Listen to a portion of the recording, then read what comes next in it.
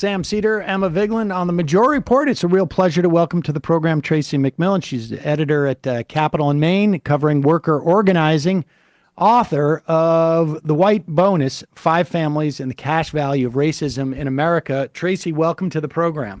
Thank you so much for having me. And we should say this is your second book. The American Way of Eating was fascinating. And I don't know if I interviewed you about that. I mean, I can't remember anything that's, but it's a fascinating book. You worked undercover at Walmart and Applebee's, and I can't, maybe Indeed. one or two other places. And Industrial farm fields. yes. And I want to talk about how that, your experience in that book informed this one. But before we get there, let's just start with, like, what's the difference between white bonus and white privilege? Because we've had like I mean, this book is very different than, I think, the idea of what was it? Of course, white fragility comes to mind as, you know, you are a white woman writing a book about racism. And I have a lot of problems with that book, White Fragility, which I feel like your thesis really corrects. Oh, well, thanks. Yeah. So, I mean, white fragility, I think, really takes sort of a more emotional and individual approach to the question of racism and sort of how it affects white folks. And for me, you know, the white bonus, certainly it's a variation on white privilege, but this is much more looking at the structural sort of trickle down of white privilege, and particularly white supremacy in policy and practice, and how that sort of shows up in individual white folks' lives, right? So the white bonus is not social science. This is just sort of going person by person and saying, okay, well, like, let's look at what your financial life looks like, when your family's been able to help you, when you've had doors opened for you. And then let's look at what social science and sort of history can tell us about whether that experience might have been shaped by sort of racism in favor of white folks, right? So let's talk, because you wrote an editorial, I think it was in the wake of Trump's election, or certainly around that time. And I think that was in part informed by your experience in that first book you wrote, and just some of your work in general, and the sense of aggrievement that was out there, and how that gets displaced. And I guess maybe even the broader question of, I'm broke, or, you know, I got a huge student debt, or, you know, my family came from nothing, and everything I got was handed, was I had to work for. Talk about sort of like that general notion about deserving and the aggrievement that sometimes gets shifted from the actual sources in which it is being generated. yeah, so when I was working on the American Way of Eating, right, there were sort of 2 ways that really shaped my thinking that created the white bonus. One was doing the night shift at Walmart, right, in Michigan, which is my home state, right? So I'm a kid of the Rust Belt. And, you know, that was really the first time as an adult I'd had a chance to sit and study, you know, what opportunity looked like for folks who were basically in the same boat as my grandparents had been, right? So they have sort of like the education you can get for free from government, trying to get by. And, you know, up until the time when I was graduating high school, you really could just get by with a high school education, walk into a factory, and have a stable middle-class life, right? And that has disappeared in that community, right? And so I was sort of on the front lines of watching what that was like for folks. And so I think there's a lot of reasons for broke white people to be aggrieved. It's just that I don't think it really has anything to do with sort of racism suddenly not working. I mean, suddenly working against white folks, or because Black or brown folks are taking their jobs, right? That's not what's happening. You know, and then more specifically moving towards the white bonus, you know, I had to, in the other jobs I had as a farm worker and as a restaurant worker, right? I was always in those workplaces, I was the only white woman in the workplace. And so to write about that experience, I had to really study how my race and my gender were affecting my experience in those jobs. So those were very poorly paid jobs, but I did notice that I often got given little benefits of the doubt and little sort of boosts up that put me in a different position than most of my coworkers. And so that really led me to be like, well, I do wonder what I get for being white. And in particular, at this point, is it worth it, right? Like when white folks stay quiet about racism, or when we sort of take the things that it gives us, right, there's always a trade-off. And so I think increasingly there's a question for me about whether or not it's worth being silent for. How much do you think there's an awareness? I mean, we're going to go through the various, and your family is one of the five really that you sort of, part ethnography, part memoir, and I think sort of like this sort of structural project. But how much do you think there is an awareness, broadly speaking, of the existence of this bonus? I mean, to even make that decision of like, am I getting, because there's an element of your book that reminds me of Susan Lemetler's Submerged State, which talks about like sort of the benefits that people get from government that they're not necessarily aware of, if that makes any sense. Like I've never taken a thing from the government at all, but I do get a huge tax break on my mortgage interest deduction and that type of thing. But how much do you think that there is an awareness across the spectrum? And does that change depending on where you are in the spectrum of how much benefit you accrue based upon being white in this country? Right. I mean, I don't think there's very much awareness for most white people. I mean, that's sort of the trick of the white bonus, right? Is that it's something that exists and is real, but we never admit that it's there. So there's a general sense, I thought a lot when I was working on the white bonus about the things that I know, but I'm not conscious of. So sort of unknown knowns, right? If you go back to that weird Donald Rumsfeld stuff about what you know and don't know and that whole calculus, right? Because I do think that most white folks have some general understanding that we're supposed to sort of be able to get by, right? And that kind of is on autopilot. And we often don't talk about the ways that, certainly my ability to get by, there's not a lot of direct government policy right now that's targeted explicitly at white folks, but because my grandparents and then later my parents benefited from policies that did explicitly benefit white people, right? That stuff keeps trickling down, right? And keeps opening up. And then as that stuff sort of erodes, as the formal advantages erode, there's still all this stuff where in interpersonal interactions, right, in hiring decisions and decisions about when I'll get housing or not, those things often can open up doors. Being white often opens up doors for me and buys me the benefit of the doubt, right? And so that stuff. But I think most white people don't think about, because we're not taught to think about it, right? We're taught to be colorblind. And so we're told that this aspiration, right, that I think most Americans agree is like a thing to aspire to, as if it's fact when it's not, right? And then, but if we're supposed to be colorblind, then how did I get something for being white, right? Like there's this whole thing where we don't learn very accurate history, don't really learn what government has done for our families and communities because we're white. And then we just sort of go along thinking, oh, this is just what Americans get. But in fact, right, it's often what white Americans get. And how much does this sort of mirror the concept of white people not having to be aware of race in the way that if you're not white in this country, you simply cannot not be aware of race. I mean,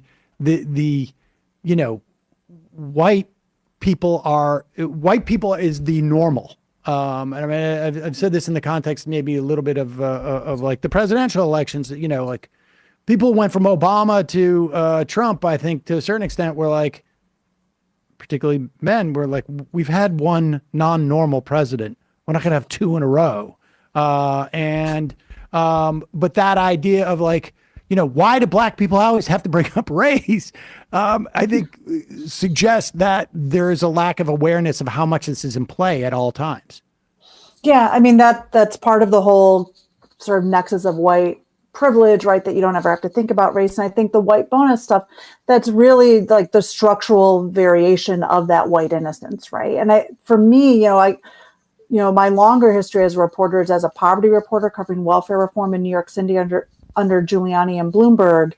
And this idea that white folks have never gotten anything from government, right, is completely inaccurate, right? But that's how sort of white folks are raised, even though, I mean, 'cause what happened, right, is the GI Bill and housing discrimination, all these things worked in white folks' favor in mid-century, and then it trickles down. But white folks say, oh, well, the government never helped me. It's just that government just gave grandpa a free college education, right? Gave grandpa an affordable mortgage on a low-cost house, right? And then that stuff comes down because we don't get it directly. We say, oh, that's not about being white. When, I mean, historic records are very clear that that's what it's about. Well, let's get into that because I think I mean, in the context of your own family, you trace some of those sort of structural advantages that accrue later in life, and we know that one of the single, I think, biggest asset of intergenerational wealth is real estate, and that's the way that intergenerational wealth is built, regardless of how big it is at any given point. Having access to housing in your family history 100 years ago or 75 years ago makes a big difference as to where you're going to be situated today. But let's talk about your family, and you go back two generations, or great grand. You go back generations. I basically drew the line at 1900. I was like, I don't want to go back further than that. And just because I have one set of grandparents that was a lot older than the other, right? One side of the family goes to great grandparent, one side goes to grandparents. Okay, and so and walk us through on those both different sides. There's examples on one side of just sort of like of the advantages within the context of a trade, and then on the other side, and the advantages in the context of real estate. I mean, walk us through that a little bit. Yeah, sure. So, my family, my dad's side is sort of is like a banker's family, right? And my mom's side is factory workers and blue collar. So on the blue collar side, right, my great grandfather came up from the Ozarks in the early 1900s. So migrant coming up from the South, got a job in a foundry with GM outside of Detroit, which is where a lot of folks landed when they first came up. But unlike black workers, he was promoted out of the foundry and got training as a welder, and was able to sort of move into working at a small business and then opening his own small business. He'd been a renter for a really long time, and then was able to buy a house that was actually built with a racial covenant, right? So none of that wealth in that family really passed on to me just because of the specifics of that family, right? But it did give that side of the family enough stability that then my grandfather in the 1920s was actually attending college when he got drafted into the war. And then he comes back, starts a family, right, and is stable enough with a factory job at Ford to put my mother through college, right, which is where she meets my father, who's the son of a banker. And that side, again, none of that money really trickles down to me. I do document in the book that, my parents had this beautiful wedding in Oakland County, which is the suburban county north of Detroit, on the shores of a lake in this very nice enclave in West Bloomfield. And they're able to do that largely because my factory worker grandfather had just inherited his father's house as part of his father's estate when his dad died, right? And so my mother's beautiful wedding, right, is directly traceable to a racial covenant on the home that my great-grandfather held. Now, the other side of the family, the bankers, right, that's much clearer because that's where money actually trickles down to me, right? That's money that helped me get through college, that helped my parents pay off their mortgage, like gave them a down payment on the first house that they owned, all of that stuff. And so that grandfather, right, became a banker in the 1920s. In the year 1930, there were about 239,000 bankers in the U.S. Only 80 of them were black, right? So highly unlikely grandpa would have been a banker, except that he was white. And then in 1938, he built a house on a lot that had a racial covenant. So he would not have been legally allowed to own or occupy that home if he had not been white, right? So all the sources of that family's wealth that end up trickling down and changing my life, right? That's all contingent on him being white. When you talk about the banker, I'm remembered the speech that Mitt Romney gave, the one where they secretly taped, and he had said like the takers and the makers. Right. But one thing that people don't remember in that speech he gave, he said that had his father or grandfather, I think it was, who had lived in Mexico. For a while, some Mormons had to go down to Mexico to avoid, I think, like some of the polygamy issues. Had he had Romney's last, Romney said something to the effect like, had my last name been Ramirez, I would already be president.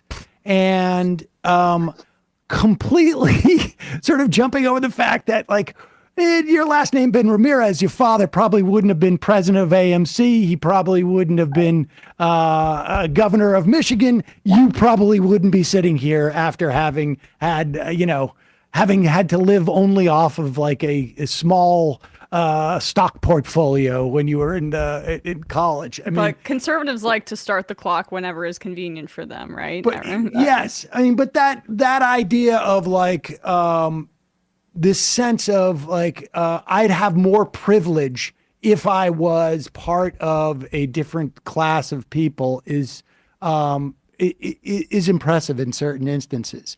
Right, Go ahead.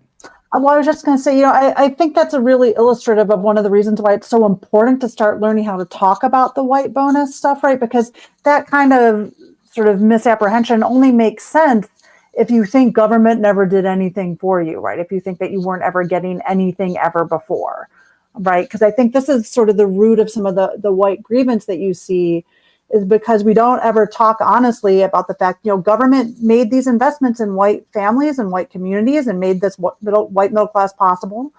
Because we don't ever talk about that, you can sort of see why, somebody who doesn't have the privilege of extraordinary amounts of education would sort of be like, well, why do they get something? Why would we open doors for Black workers or brown workers? Like, I've worked hard, right? If nobody has actually ever told you or educated you about how this country has worked, right? I have some empathy for being like, I can see why, like I've got cousins who are pretty resentful, and I'm like, well, I can kind of see why that would happen. It's just that it's not accurate. Right. And it's because they're just not aware, or, I mean, expand on that, because we should say that as your story develops, your mother passes away in part because of a lack of services that are provided. You ultimately become estranged from your father, who was physically abusive to you before you left home. So there. I mean, talk about those feelings around that notion of like, why do they deserve it, and how, and if we don't get it, I mean, because there's both that question of like, there's benefit that government has provided that you're unaware of on some level, but there's also then like, in the absence of that help, sometimes it feels like we're on our own. And if I'm on my own, then why should anyone else not be on their own? In terms of support. I mean, that's a pretty good summary of it. I think, certainly when I've been doing reporting or just sort of engaging with family members, it just, if you don't understand that you've gotten some stuff in the past, right, you don't understand why doors are going to get open for somebody else.